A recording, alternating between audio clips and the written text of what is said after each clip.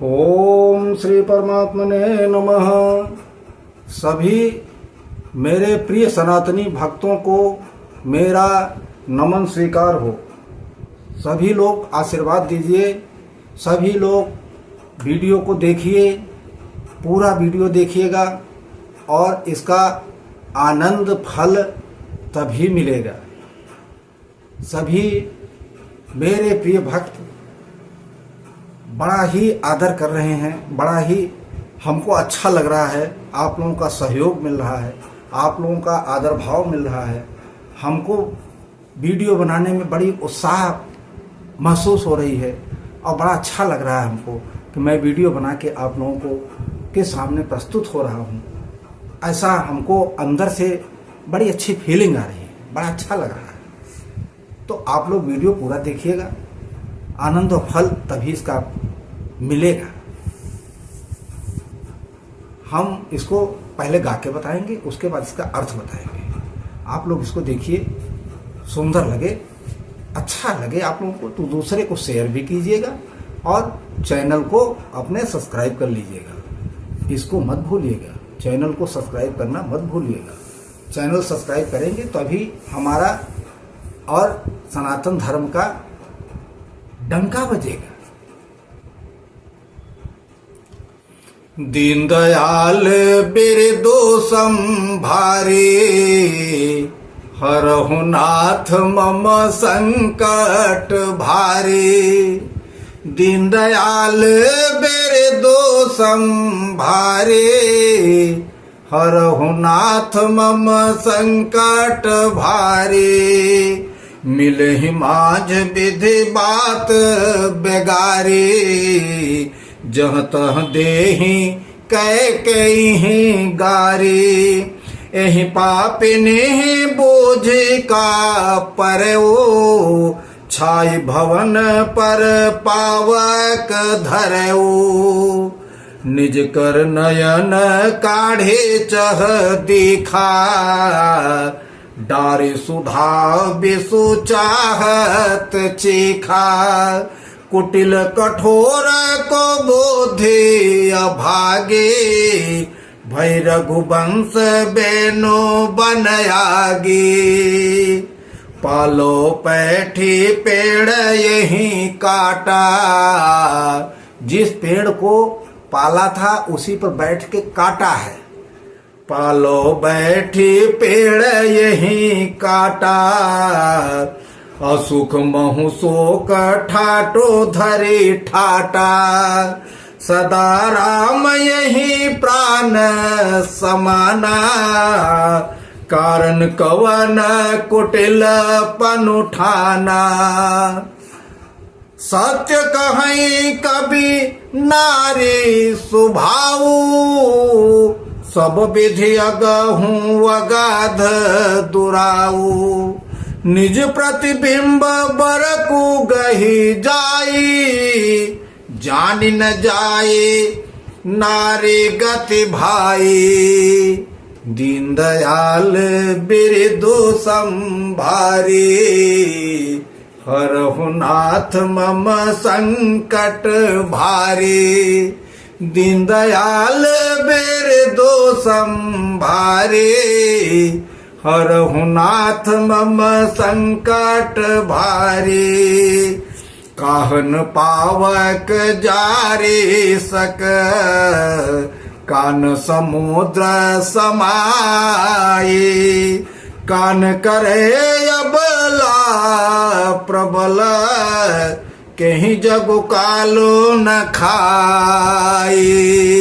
दीनदयाल बिरदो संभारे, हरहु नाथ मम संकट भारे। दीनदयाल बिरदो संभारे, हरहु नाथ मम संकट भारे। का सुनाई विधि काह सुनावा, का दिखाई चह काह दिखावा। एक कहीं भल भूपन कीन्हा, बरु विचार नहीं कुमते ही दीन्हा, जो हठ भयउ सकल दुख भाजनो, अबला विबस ज्ञान गुण गाजनो। एक धर्म परमिते पहचाने, निपहि दोष नहीं देहि सयाने। शिवि दधीच हरिचंद कहानी, एक एक सन कहीं बखानी। एक भरत कर सम्मत कहीं, एक उदास भाई सुनी रही। कान मूंद कर रद गही जीहा, एक कहीं यह बात यलीहा। सुकृत जाहियस कहत तुम्हारे, राम भरत कहूँ प्राण प्यारे। दीनदयाल बिरदु संभारे, हरहु नाथ मम संकट भारे। दीनदयाल बिरदु संभारे, हरहु नाथ मम संकट भारे। चंदु चबी बरु अनल कन, सुधा होई बिस तोल। सपने हूँ कबहु न करहि किछो, भरत राम प्रतिकूल। दीनदयाल बिरदु संभारे, हरहु नाथ मम संकट भारे। दीनदयाल बिरदु संभारे, हरहु नाथ मम संकट भारे। एक विधाता ही दोषनु देहि, सुधा दिखाए दीन बिसुजेहि। खर भरु नगर सोचो सब काहो, दुसह दाहोर मिटाओ छाहो। विप्र बधू कुल मान्य जठेरी, जे प्रिय परम कैकाई केरी। लगी देन सिख से लो सराहे, बचन बान सम लागहि ताहि। भरतन मोहि प्रिय राम समाना, सदा कहूँ यहो सबो जगो जाना। करहूँ राम पर सहज स्नेहो, कहीं अपराध आज बनु देहो। कबहु न किए हूँ सवतियारे सु, प्रीति प्रतीति जान सब देसु। कौशल्याय अब काह बिगारा, तुम जेहि लागी वज्रपुर पारा। दीनदयाल बिरदु संभारे, हरहु नाथ मम संकट भारे। दीनदयाल बिरदु संभारे, हरहु नाथ मम संकट भारे। सिय की पिय संगो परे हरहि, लखनु की रही हैं धाम। राज की भूंजब भरतपुर, निपकिज यहीं बिनु राम। दीनदयाल बिरदु संभारे, हरहु नाथ मम संकट भारे। दीनदयाल बिरदु संभारे, हरहु नाथ मम संकट भारे। बोलिए सियावर रामचंद्र की जय, पवन सुत हनुमान की जय। ओम श्री परमात्मने नमः। इसके पिछले भाग में आप लोगों ने सुना था कि कैकेयी का जो है वार्तालाप चल रहा है और पता नहीं क्या सोच के क्या सूझी है उसको कि पूरा अपना घर ही बिगाड़ रही है। यही सब वार्तालाप चल रही थी। इसके आगे की चौपाई जो है उसका अर्थ इस प्रकार है कि कहते हैं कि सब मेल तो मिल गया था, लेकिन पता नहीं क्या कैकेयी के हो गया कि सारा वो बिगाड़ दी है, सब बिगाड़ दी है। इतने में ही विधाता ने सब उसका जो है बिगाड़ दे रहा है और जहां तहां लोग कैकेयी को गाली दे रहे हैं।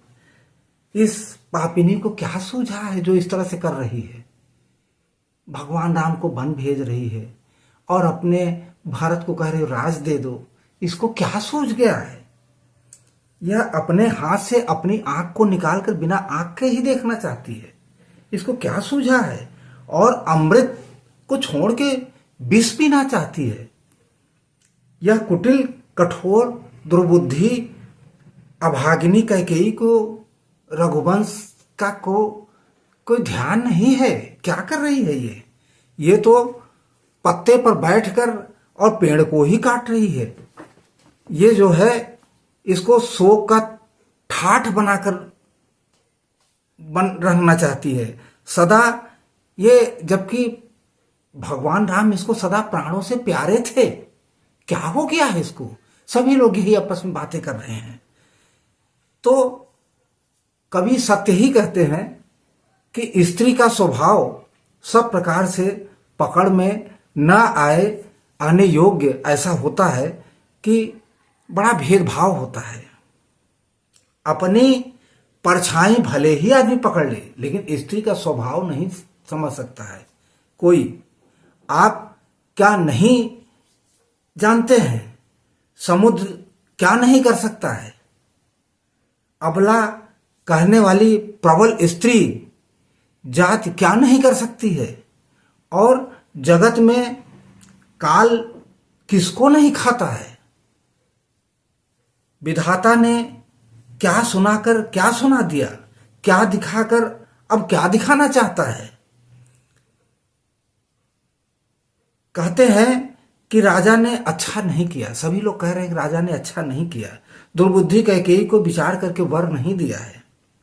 जो हट करके कैकेयी की बात को पूरा करने में अड़े रहकर स्वयं सब दुख को सह रहे हैं, स्त्री के विशेष बसने के कारण मानो उनका ज्ञान और गुण सब समाप्त होता रहा है।